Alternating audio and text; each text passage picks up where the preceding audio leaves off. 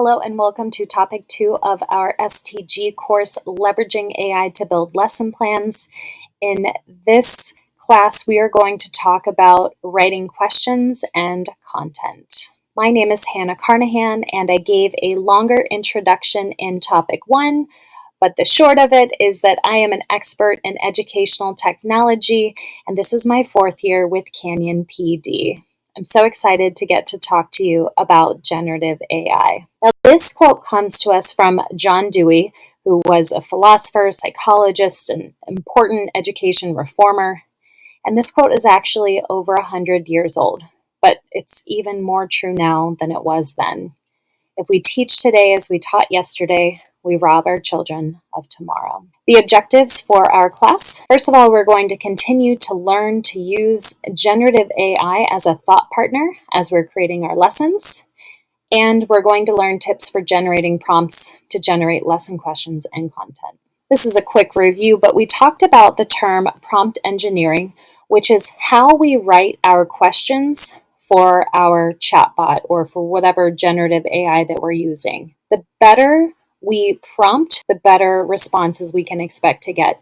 And this is really something that takes practice. I gave you 3 tips. We're going to briefly review them now for writing great prompts. First of all, you want to give context. Imagine that you're meeting a stranger on the street and you have a question, you need some help. They're going to need some background information before they can give you a relevant answer. And the chatbots are no different. You want to be specific about the response that you want. Do you want it to be in paragraph form? Do you want it to be bullets? Do you want it to be formal or casual? Do you want it to give you 10 questions? Or do you want it to give you 1 paragraph? Whatever it is that you're looking for, make sure that you prompt the bot with those words. Have you ever been in conversation with someone and you ask them something and then they're going on and on and on and you're thinking, gosh, they did not understand my question. I wish I would have said this, and now I'm having a hard time getting a word in to tell them, no, that's not actually what I wanted. Well, luckily it's easier to interrupt the chatbot than it is to interrupt someone you've asked a question of, but you still want to be specific from the very beginning to get the best results. Otherwise, you can just take tip number 3 and ask some follow-up questions. If you didn't get the response that you wanted or expected, you can continue to ask questions, add details, give more context, be more specific until you get it the way that you want it. And this does take practice, but don't give up. The tools that we're talking about are powerful, and they really can change your administrative tasks and your lesson planning and all sorts of other things for the better. Now, in topic 1, we focus just on ChatGPT. I'll continue to talk about that one a little bit more today, but we'll also talk about Microsoft Copilot and Google Gemini. I listed a couple of other large chatbots here. If there's a reason that you would rather try those than Copilot or Gemini, please feel free to do so. I know that many schools, districts, educational institutes are affiliated with Microsoft and use their products, or are affiliated with Google and use their products. So if you're in either one of those camps, I highly recommend going with the one that your institution already uses. It's just going to integrate better with the products you're already using for work. Just like in topic 1, you do have a KWL chart to help you record and track your learning in this class. At this time, I would love for you to fill out the K column and the W column, what you know and what you want to learn for both sections for this topic.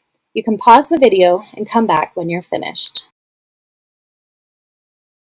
Welcome back. Now we're going to talk about writing questions using generative AI. My first idea is to include your actual standards, and if you want, you can include DOK, depth of knowledge. So when I say to include your standards, you could write in the actual entire standard word for word, or you could copy and paste the whole thing in, or you could just use the numbers. So if you know the standard numbers for your state or Common Core or whatever it is, you can actually just plug that in.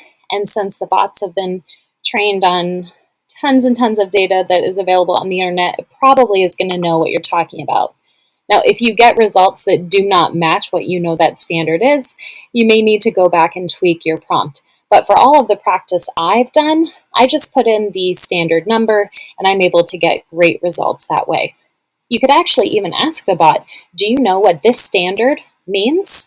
And it can tell you its interpretation, and then you'll know if you'll be on the right track or not. And as for DOK, we often ask DOK 1, 2, and 3 questions on our assessments. DOK 1 being very basic, whereas DOK 3, students are really analyzing or creating something new. I really felt as a teacher in the classroom that DOK 3 questions were very difficult to write, and it was difficult to write them so that they matched the standard exactly the way that the standard was written, and I was really getting good data as to whether or not the students had met that standard. Spent tons of time on that in the classroom. But the bots can generate some ideas for us very quickly, and then we can tweak them so that they would work in our own classrooms. When you ask the bot to write you questions, you can have it write more questions than what you need so that you have options to choose from. Maybe you only need 2 questions, but you ask the bot to write 5. And that way you can pick the best 2 out of that set. Another great feature is that you can ask for the solutions to those problems. But I do want to remind you, sometimes the bot will give you information that is not true, that is not correct, that is downright wrong. So you as a subject expert need to make sure that the questions and answers that are created are actually what they should be. So you're kind of double checking the chatbot's work. You're not just going to push it straight from the chatbot to the students without looking it over, because there may be some major errors there. Just a word of caution. Besides writing the questions and giving solutions, the bot can also write alternative assessments for you, and it can even create rubrics.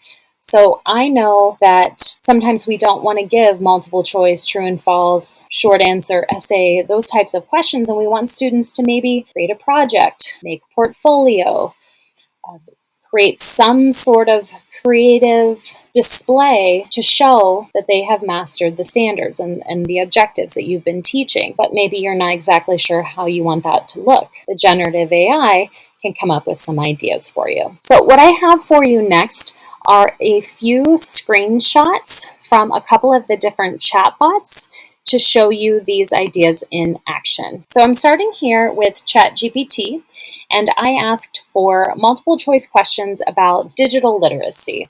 I didn't give a grade level, but I could have. I didn't give a standard number, but I could have. I didn't give a DOK level, but I could have. And you can see here I got 3 questions. There are 4 choices each. If I wanted to do, let's say, ACT or SAT prep, and I wanted them to have 5 possible answers for each question, I could include that in my prompt and get them written that way. But these were fine the way that they were. And then I remembered, I want to make sure that I know the answers to these questions, or at least what ChatGPT thinks are the answers. And so I also had it go back and generate those for me. Could have done that all at once. You've got lots and lots of options here. Now, the next example that I have for you comes from Google's Gemini. And I asked for a variety of different questions, and I gave a standard number. When I was in the classroom last, I was teaching high school geometry. So I picked a high school geometry standard because that's something that I would be able to check for errors on pretty easily. And in my prompt, I said to make it appropriate for a high school math class. You can see here that we have an option up in the upper right-hand part of the screen to show drafts, because when we prompt Google Gemini, it actually creates several drafts for us to choose from, and those different drafts will be in slightly different formats, and they may have slightly different questions. So without having to reprompt or regenerate, can actually see some other ideas as well. And there's also a little speaker icon there, because Gemini can read its responses back to us. This is the continuation of that response. We've got the true and false examples and the open-ended examples, but I want to talk about the other little icons that you're seeing below those open-ended responses. We have a thumbs up or thumbs down. By giving the bot feedback, we're helping to train it into giving better responses for the future. I also have an option to share my response, to do a Google search to verify its correctness, and there are a few other options there as well. But at the very bottom, in the bottom right-hand corner, you can see you actually have the option to upload images to the generative AI as part of your prompt. So maybe I want to ask 3 multiple choice questions about a specific photo. I could upload the photo and put in my prompt and have it respond that way. And there's a little microphone icon there. Instead of typing my prompt, I can actually speak it, and it will translate to text on the screen for me. So some really great features if you are using Google Gemini. This next example comes from Microsoft's Copilot, and I asked for a rubric this time. Rubrics can be something that take a lot of time and effort to put together, but the chatbots help make these things quite a bit simpler. You might notice above my video feed, there's a green icon there to send this to an Excel sheet, which is a Microsoft product. And on the next page, you can see more of the response there. So this is the full rubric. I've got some options here to add an attachment and an image. So just like with Gemini, I can put a photo in here. I can put a picture, an image, but I can also upload a whole document and have it analyze that and create my rubric or my questions or whatever it is I'm trying to create based off of my own content, which is really awesome. There's a microphone, which tells us that we can do speech to text. And there is a blue button in the left-hand bottom corner that says New Topic. If I want to ask an unrelated question, I should go to New Topic, because if you look back at the first part of this response, you can see it says you can see its response says for middle school language arts students. And in the lower left-hand corner, there is a button for a new topic. And I would recommend using that button if you are switching topics in the conversation, just so it doesn't refer back to information that you fed it earlier in your chat. Now, it's time for you to do some practice. I'm going to give you a few activities to try, and I would love for you to record the conversations on your KWL chart. First, you're going to create at least 3 questions around a specific objective or standard, and keep adding to your prompt or following up until you get material that will actually be useful for you in your own classroom. If it makes sense for you, I'd love for you to add DOK and have the bot include possible answers and responses. So I say possible answers and responses because if the question is open-ended, obviously there's not going to be just one correct thing, but we know it's great for us to be able to provide exemplars to our students so they kind of know what it is that we expect of them. So that is something that could be really helpful as well, not just generating answers for us to see, but generating responses that might be helpful to our students. I'd also like for you to generate a multiple choice quiz with 10 questions and an alternate assessment about an objective of your choice. Please take the time to complete these activities and record your conversations on your KWL chart. You can pause the video and come back when you're finished. If you haven't already, I'd also like for you to fill out the W column, as in what you learned about writing your questions. The next thing we're going to talk about is creating relatable content, and there are a lot of fun ideas in this section. First of all, connecting your content to your students' interests. If you're not sure what your students' interests are, you could ask them. My favorite way to do that is with something like a Google form, and it's just a great way for me to get to know them at the beginning of the school year, and then I try to sprinkle in what I can throughout the semester that I know will pique their individual interests. When you know those student interests, you can use them in your prompts when you're generating new content, whether it is questions or maybe paragraphs or definitions or whatever it is that you're creating. If you can incorporate students' interests, it's just going to increase the engagement. As a former math teacher, this is a question I heard almost every day of my career. How does this relate to the real world? I always thought it was so funny that they would ask that in the math class, but I hardly think that they would ask that in other classes where sometimes the content was just as inapplicable, but exciting and important nonetheless. So it's a question that students would ask, and sometimes I had a really great answer for it, and sometimes I really didn't, because some of the things that we teach our students aren't going to be things that they specifically use in the real world. It might just be a stepping stone that they need in order to get to the next piece that is.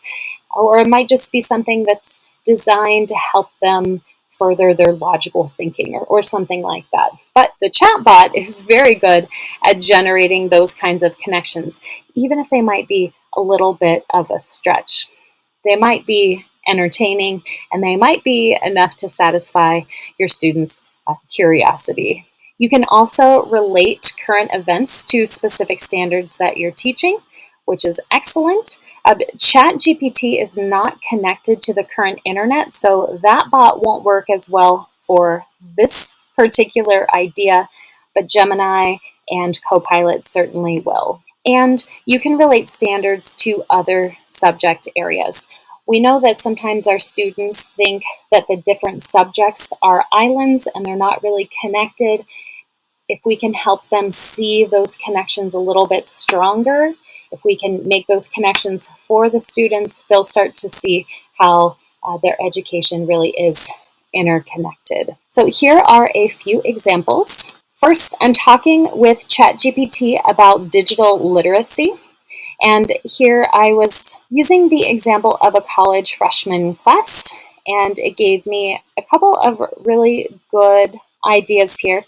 Something I like about ChatGPT, and some of the other bots do this as well, but at the end it summarizes the work that it's done, and that gives me a good idea as to whether or not the bot understood my original prompt and whether the information is going to be worthwhile for me to actually read through the whole thing. Now, I did want to mention in these screenshots, because I didn't before, in the lower left-hand corner, you have the option to have the response read to you out loud. You can copy it to your clipboard. You can refresh it and get a new response, and you can give it a thumbs down. There's no thumbs up, but if you give a thumbs down, it helps to train the model to know that this was not the right kind of response for what you prompted. The next example comes from Copilot, and I asked for 3 ways I can show my students that geometry standard about congruence relates to the real world.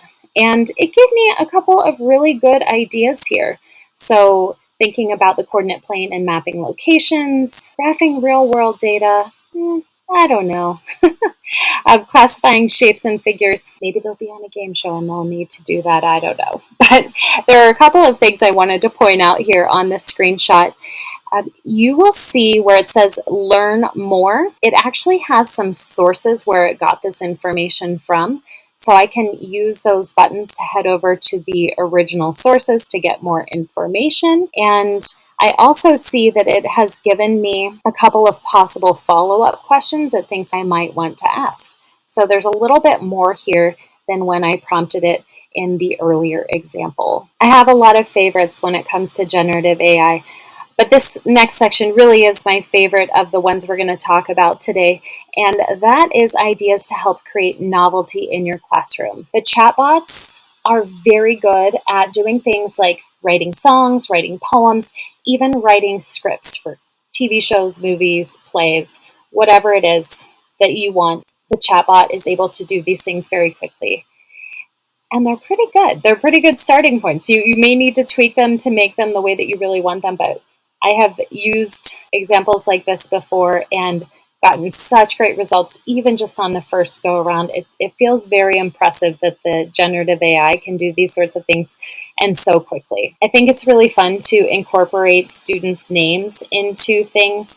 That is a very easy thing to do with a chatbot. Notice here we're saying first names. We never want to input personally identifiable information into our chatbot really anywhere on the internet. As for the information in the chatbots, a lot of times that data we're putting in is being used to train the model for future iterations, and we really don't want that personally identifiable information to show up anywhere else. So first names, have them be characters in your scripts, have them be part of your songs and poems, have them be part of your story problems, whatever it is that you're writing, you can include their names, maybe even the name of your school mascot or the name of the principal or something like that, just to bring in those extra elements of fun and novelty. We like to do celebrations in education, and we have Spirit Weeks, sometimes twice a year or more. There are lots of holidays. There are national days for everything. If you go to the National Day calendar, you can find it's the National Day for 10 things today. And every day there's always a mix of interesting things that you could be celebrating in your classroom to bring in some novelty. Or even just thinking about pop culture and how those things might mix with your current lesson. Now, could you do those things without the chatbot? 100%. I'm sure a lot of you do that. I did it in my classroom, but the chatbot can help make it a little bit faster and a little bit easier, and it can get us started. So we'll probably still want to put our own spin on the ideas it gives us, but it's so much better, it's so much faster than starting from scratch. And this last one is really fun. So everything that we've been talking about so far is kind of on the back end of things. It's things you're doing to prepare for class. This idea is something you would actually do during class. So you could project the chatbot up onto your screen where all the students can see, and you can ask the bot to answer as if it is a historical figure or an author, celebrity, or fictional character, or whoever it is that you want to talk to that you can't actually invite into your classroom. So you may want to make sure that the bot knows who that character or person is, and after you confirm that it does, you can start having a conversation with it and ask it questions, and have the students ask questions to that character as well. Now, not only is it fun to be able to interact with that character or person in that way, you can also have conversations with your students. Do you think they would have really said that? Why or why not? Great interactive activity to do with your students. You're still controlling the AI. So I know a lot of schools haven't decided exactly how they want students to be using AI, but this would be you as the teacher using it, and a great way to kind of show them how it works and bring a little bit of magic into the classroom. So a couple of quick examples to share with you here. So I had the bot write a poem about Western civilization. This was its first attempt at that. I thought it did a fantastic job. I've got Google Gemini here responding as if it is Albert Einstein. And I think that this would be fun for students to be able to dissect and say whether or not they think he would have really responded in this way, why or why not.